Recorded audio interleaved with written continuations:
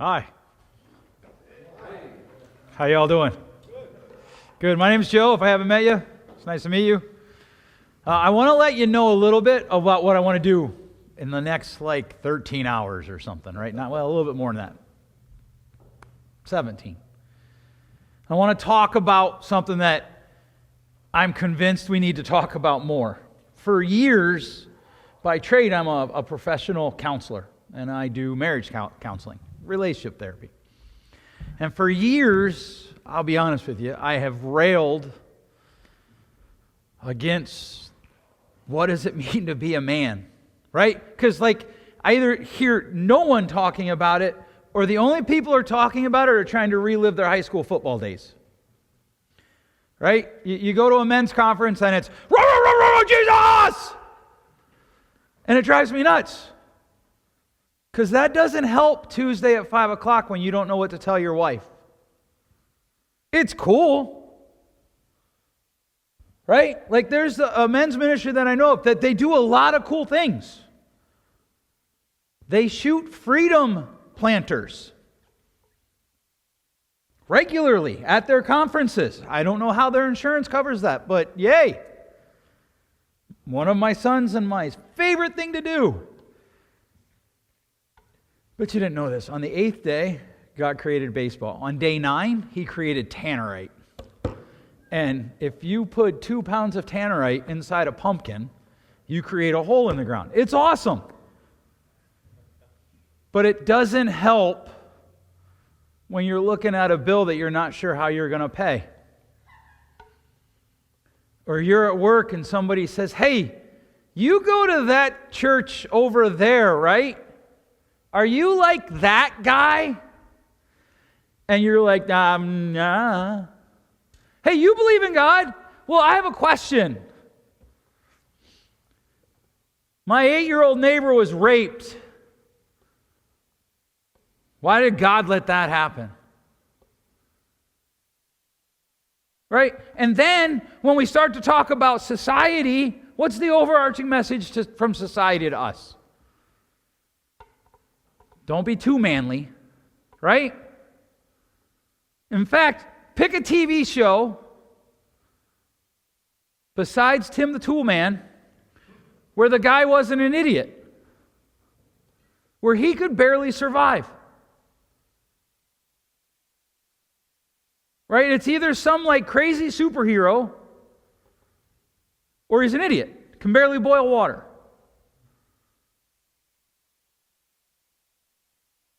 I want to start a fight with those messages. About a year ago, I was journaling. I do that a lot.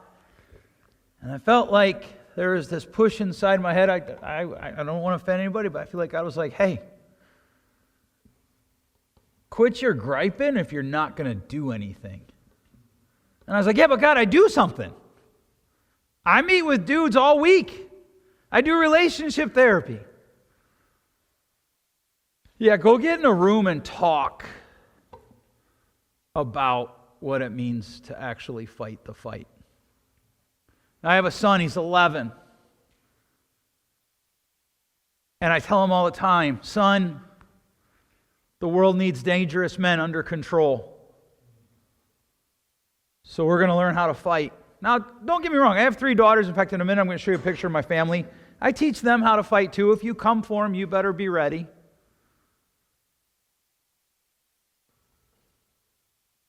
So I started a men's group. I talked to Ty. I was like, hey, we should do this men's conference.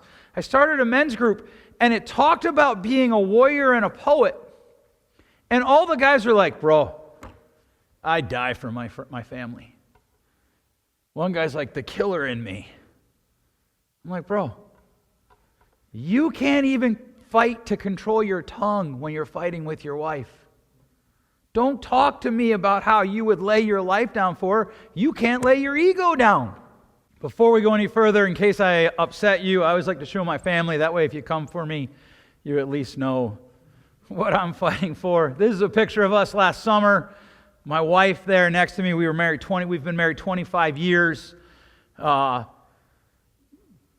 Literally the best human being I know. Next to her is our oldest daughter. She's 21.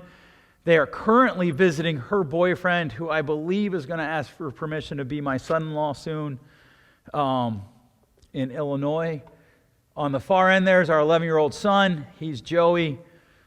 My daughter is a senior at Cornerstone University. The blondie is my youngest daughter. She is a senior in high school, and she is going to study to be a nurse. She's currently dual enrolled for that. And then next to her is my 18-year-old, Cadence. She is a freshman at Cornerstone, and she is studying childhood development. Let's talk about one of my favorite quotes. Most men die at 27. We just bury them at 72. Mark Twain. We have an epidemic in our world. Men are bored because we've checked out, because we've been told to check out. Right? There's two things you're allowed to be passionate about if you're a man. Sports and video games. Right? I was actually going to wear a Michigan jersey. I'm from Michigan. But then I realized you guys aren't actually familiar with national championships. So I didn't. so my wife tells me I should stop that. I actually got canceled at a church. I preached at in Cincinnati. So I made a joke about the Steelers and the Bengals. And they were supposed to have me back for a marriage conference, and they canceled me. I'm not kidding. It's the first time I've ever been canceled for something like that. It sucked. But this is a true story. This rings with me. Why are video games so popular? Because they offer risk-free adventure. And look, I got nothing against video games. Just so you know, Tuesday, MLB The Show 2024 comes out. I'm going to be in line. And not to brag or anything, but my team will win the World Series by Saturday. All right? I'm not against video games. I am against them replacing real life. College football is coming out in July. You know what a Cornhusker fan does after they win the national championship? Turns the console off. All right, that's my last one. I'm sorry. That's my last one. On February 18th, my daughter and I left our house to go to our office to record a podcast. If you like podcasts, I have the Joe Martino Show. About 20,000 weekly listeners. And we talk about a lot of different things. And sometimes when my kids are talking to each other, I'll be like, you know what? That would make a great episode. We should go and record it. So we're going to record it. I've lived in my house 20 years.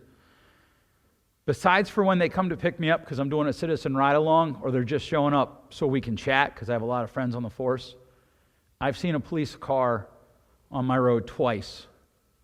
Once was when my neighbor backed into a car driving up the road, because I live in the country, like 3 dirt roads to get to my house. You can be outside and nobody can see you. It's awesome.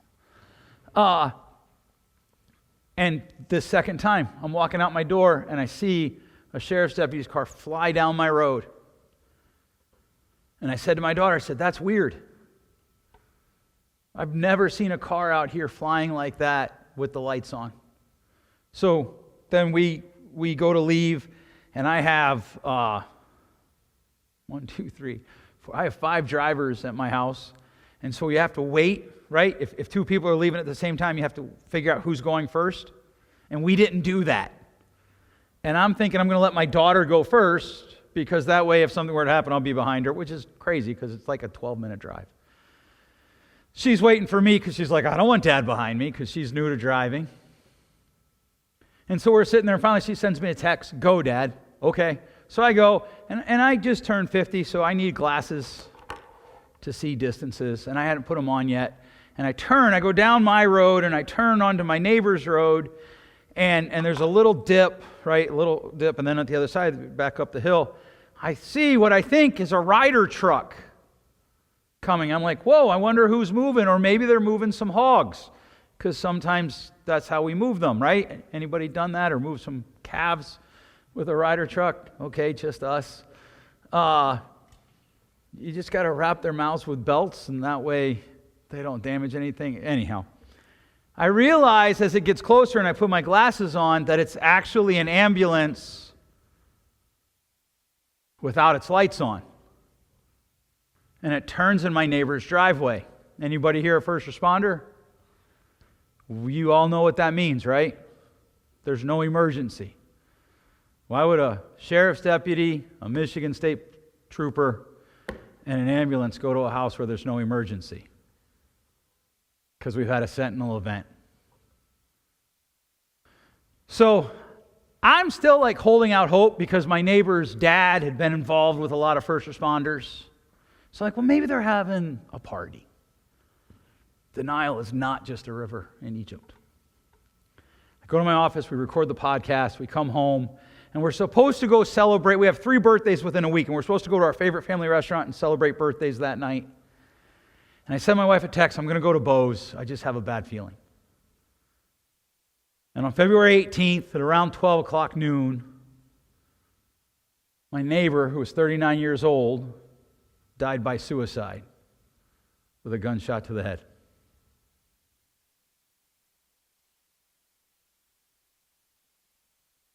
That's what I want to fight against.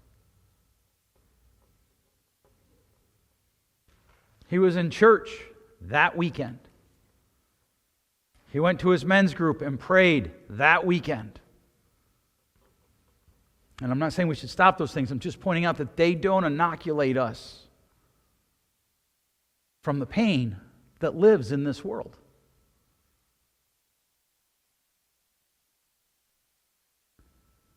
A week before that, my wife did a healing conference for women.